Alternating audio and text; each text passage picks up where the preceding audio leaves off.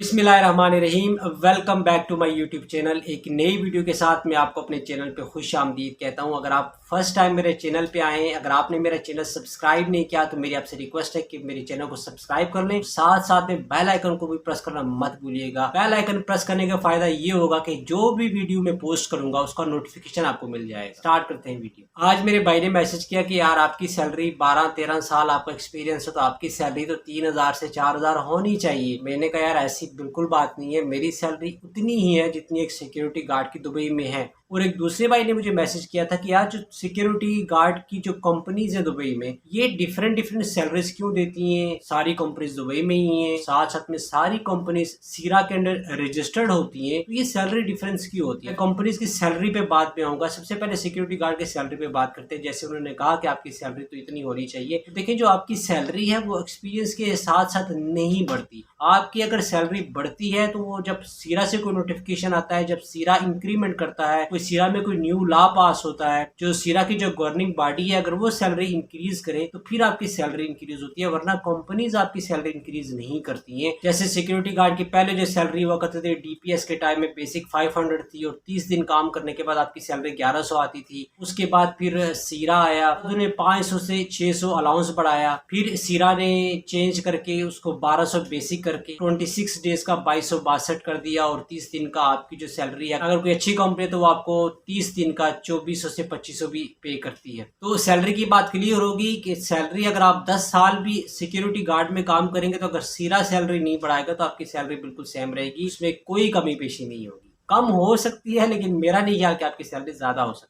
अब कंपनीज की सैलरी पे आते हैं। जैसे कोई कंपनी 1500 दे रही है, कोई 1700 दे रही है, कोई 2000 दे रही है, कोई 2200 दे रही है, कोई 2400 दे रही है। देखिए यहाँ पे बात आ जाती है क्वालिटी की और नेम, जिसको ब्रांड कहते हैं। अब मान लें कि हम लोग एज अ ब्रांड लेते हैं 3 कंपनीज को, हम लोग अरकान को ले लेते हैं, हम लोग ट्रस्ट गार्ड को ले लेते हैं, हम लोग G4S को ले लेते हैं।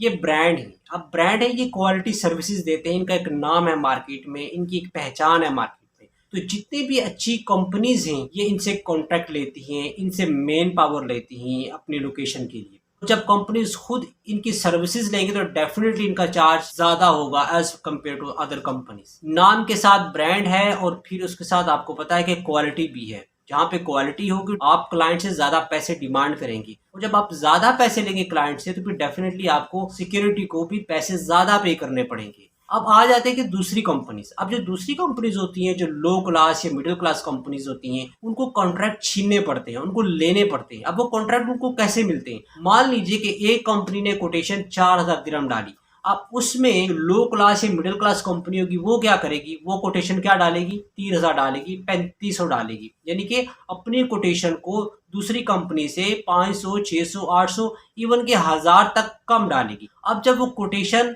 एक कंपनी 4000 की डाल रही है, एक कंपनी 3000 की डाल रही है, तो फिर सैलरीज तो दोनों की सेम नहीं हो सकती। तो जितनी कम कोटेशन होगी उतनी ही सैलरी सिक्योरिटी गार्ड को कम मिलेगी। अगर एक कंपनी 4000 ले रही है तो वो 2200 सिक्योरिटी को पे करेगी। अगर एक कंपनी ले ही 3000 रही है, उसमें उसका अकोमोडेशन, ट्रांसपोर्टेशन, ऑफिस स्टाफ की सैलरी और बहुत सारे भी एक्सपेंसेस होते हैं, जैसे सिक्योरिटी इक्विपमेंट्स होते हैं जिसमें लॉक बुक होती हैं, रेडियोज होते हैं और भी काफी सारी चीजें होती हैं। वो एक्सपेंस निकाल के तो फिर वो आपको 2200-2400 तो नहीं पे कर सकते, डेफिनेटली आपको 1500, 1600 या 1700 ही पे करेगी। ये फर्क होता है। और छोटी छोटी कंपनीज जो है वो ट्राई करती हैं आप मार्केट में अपना नाम बनाने के लिए, अपनी पहचान बनाने के लिए, कि कम से कम अपनी कोटेशन रखें।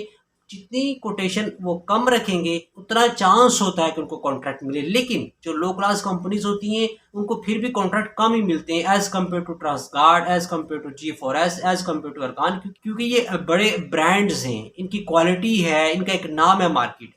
देखिए जैसे जॉब्स में कंपटीशन होता है यूएई में, वैसे कंपनीज में भी कंपटीशन होती है। हर कंपनी की कोशिश होती है कि वो दूसरी कंपनी से आगे निकले।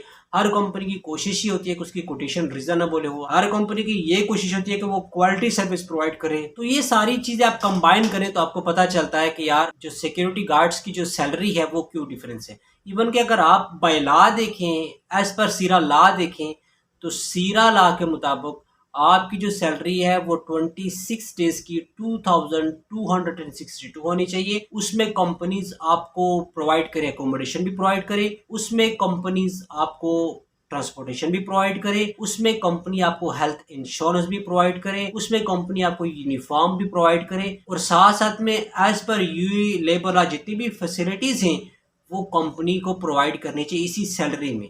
अब बहुत सारी कंपनीज होती हैं आपको यूनिफॉर्म के चार्जेस ले लेती हैं, आपकी सैलरी से कट कर देती हैं। बहुत सारी कंपनीज होती हैं आपके अकोमोडेशन चार्जेस कट कर देती हैं। बहुत सारी कंपनीज होती हैं वो आपको मेडिकल अलाउंस नहीं देती हैं, आपकी इंश्योरेंस नहीं करवाती हैं। तो हर कंपनी का एक अपना रूल, अपना प्रोसीजर होता है, अपने एसओपीज होते हैं, तो वो इस हिसाब से चलती हैं। और स्पेशली जो छोटी मोटी कंपनीज होती हैं वो ये चाहती हैं कि बस उनको बिजनेस मिले, सिक्योरिटी गार्ड जिए मरे 1500 मिले, उसको 1600 मिले, 1700 मिले, इस चीज़ से उन्हें फ़र्क नहीं पड़ता। उनको फ़र्क पड़ता ये है कि बस उन्हें काम मिलना चाहिए, उनका धंधा चलना चाहिए, उनकी जेब में पैसे आने चाहिए। तो मुझे उम्मीद है कि आज की वीडियो में आपको सिक्योरिटी गार्ड की सैलरी इंक्रीमेंट और साथ साथ में जो कंपनीज कम और ज़्यादा तनख्वाह देती हैं, ये जो कैलकुलेशन है आपको समझ आ गई होगी। मिलते हैं चले नेक्स्ट किसी इन्फॉर्मेटिव वीडियो में, तब तक के लिए अपना बहुत बहुत सारा ख्याल रखिएगा। मुझे अपनी दुआओं में याद रखिएगा, अपने चाहने वालों का, अपने माँ बाप बहन भाइयों का, यतीमों गरीबों मिस्किनों का ख्याल रखिएगा। अल्लाह।